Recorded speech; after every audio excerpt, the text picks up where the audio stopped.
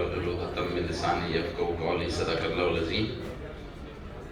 First of all, I'm very thankful to all of you for your presence, and I'm also thankful to the Pakistan Hypertension League for inviting me to this session. So, the topic of my presentation is, does depression and anxiety cause hypertension? What we know, what we don't. If you look at there's a background, the relationship of mind and body has been established since ancient time, yet the present healthcare is purely organ or speciality oriented, leading to unnatural dichotomies. Unnatural in the sense you cannot separate one part of the body or one organ of the body from another. This has resulted in diversity of services in terms of minor specialties and super specialties, despite the fact that there is no clear-cut boundaries between the various organs. Now, various gray area has emerged as a result of this so-called modern medicine based on, by and large, an anatomical orientation, hence the specialty has been named accordingly. Now, this has been anticipated much earlier by Socrates in 499 BC, that the fault of modern physician is that he separates the body from the soul. You cannot separate the body from the soul. If you have problem in the mind, it will have impact on the other part of the body, and if you have problem in the abdomen, you cannot enjoy any music or other things. So therefore, this relationship can be seen from this diagram, that the cognition, when the cortex that lead to hypothalamus, if there is smell, so there will be problem. So adenocorticotrophin hormone, this lead to the cortisone and leading to various things. And it does not spare any part of the body. If you are under stress, you can have anything. मिसाल के तौर पर गाड़ी के plug में कचरा है तो बम्पर भी हिलेगा, साइलेंसर में धुआं भी आएगा, चटके भी करेगी, तो यही सारा कुछ है. If looking at this place, depression increases the risk of heart disease in men and women. If you look at this slide, so in women it is slightly more as compared to men. And how this happens? When there is problem, there is stress at the mind level, adenocorticotrophin hormone is released, that will increase the catecholamine, and this will have impact on the vessels, and persistent cortisone will be there. There is a dexamethasone suppression test that is done, and this will eventually lead to disturbing the whole part of the cardiovascular system, leading to how this happens. Now, this is very important diagram. If you look at the upper part, that when there is a stressful condition, this will disturb the hypothalamus by corticotrophin releasing hormone, and it will eventually trigger the adenocorticotrophin hormone at the anterior pituitary. That this will lead to disturbance in growth hormone, LDL, HDL, leading to atherosclerosis. The stress is permanent. This will eventually lead to permanent change in the body. ऐसे ही है कि अगर आपने गाड़ी शुरू में लेके उसकी अलाइनमेंट नहीं ठीक, कुछ अर्से बाद उसकी इतनी घिस चुकी होंगे टायर के आप बदलेंगे कि तो भी बेकार है.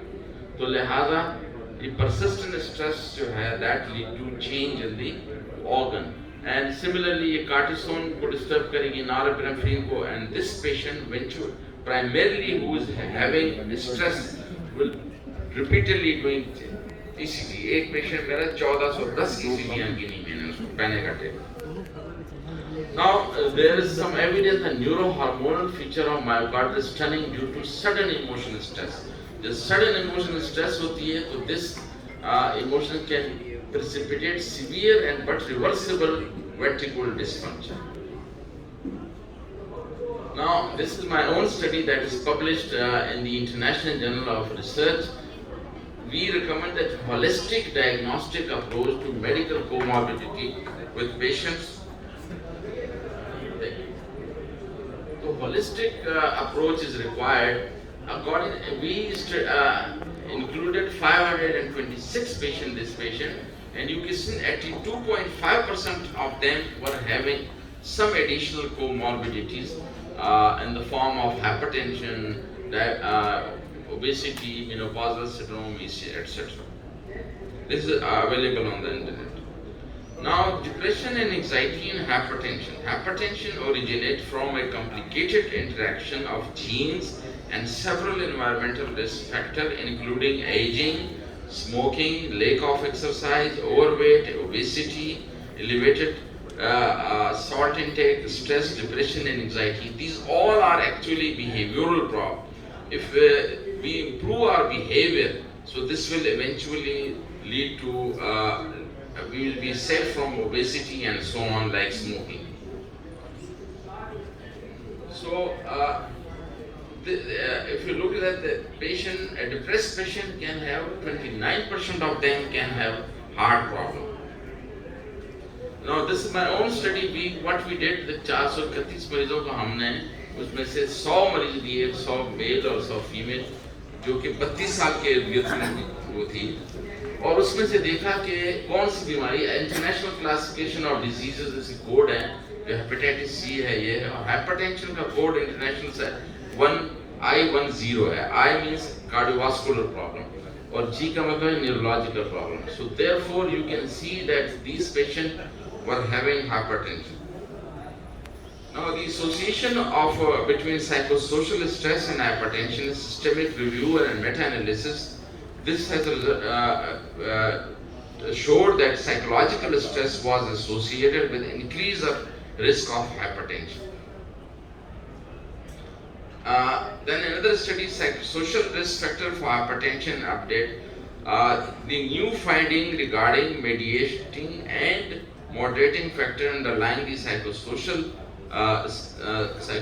factor, hypertension association help to untangle inconsistency report in the literature. Sleep quality is also has been associated with these things.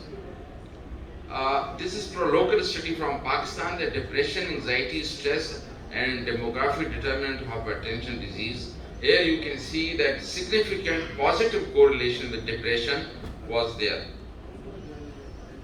and especially with anxiety and stress. And the conclusion was hypertension has significant positive relationship with depression, anxiety, stress, with other demographic variables.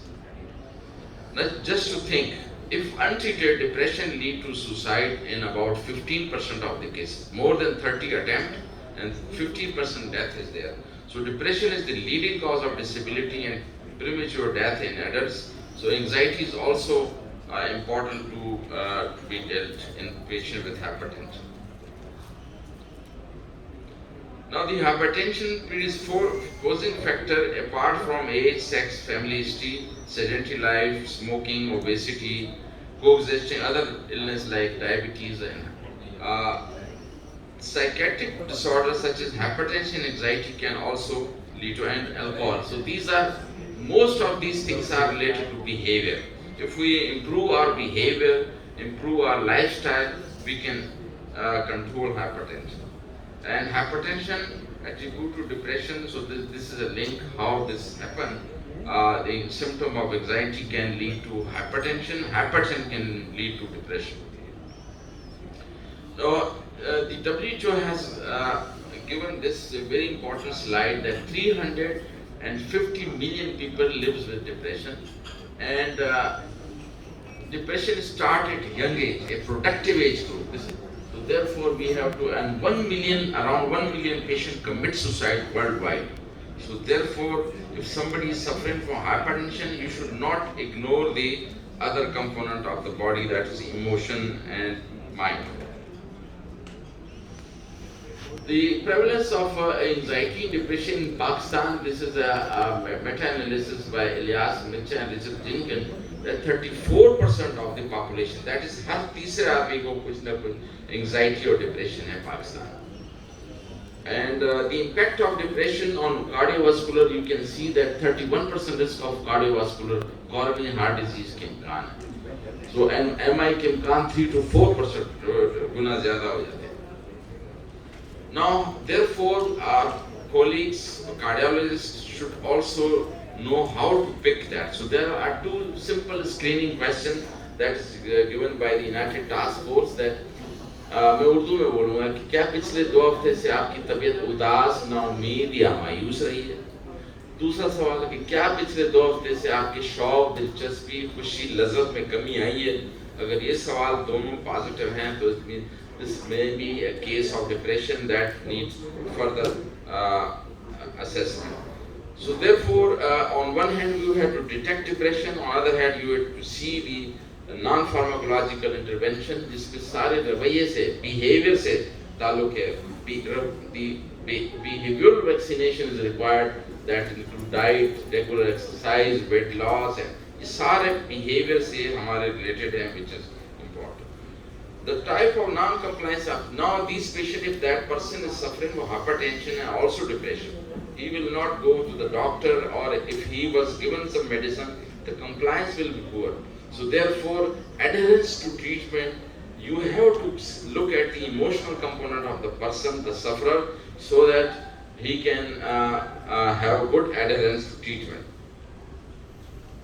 The non-pharmacological intervention for both depression and anxiety is that they should take simple balanced diet along with good sleep hygiene, exercise program, problem solving, participation in social activity, time management, and rational utilization of mobile, computer, electronics. That because अगर रात की नींद जो है, जो melatonin 9 बजे रात को शुरू होता है, 9 बजे तो सोना मुश्किल है, लेकिन 10 से लेके 6 के दरमियान बेस्ट स्लीप है. और इसी तरह से managing stress and weight and salt. So these are all related to behavior. So therefore our colleagues in cardiology should also focus कि इंजन की गाड़ी की टंकी पे तो जोर है, लेकिन थोड़ा इंजन को भी तवज्जो देनी चाहिए कि उस वजह से भी प्रॉब्लम हो सकते हैं. And for that, the food and mood. So these are the foods which improve mind, and these are the food which improve heart. These are the activities which one should do in order to control hypertension. Now, coming to the last slide, probably how to select a medication, because most of the drugs have, if you look at the cytochrome P450 enzyme system of the body, sometimes the interaction can be damaging. So therefore I will recommend that these 4 medicines which are minimal or low potential with this cytochrome P450 system can be given safely to cardiac patient, and especially sertraline is cardiac friendly drug. The rest can be used, but these 4 are having less interaction. With this, I'll end my talk. Thank you very much for your attention and concentration.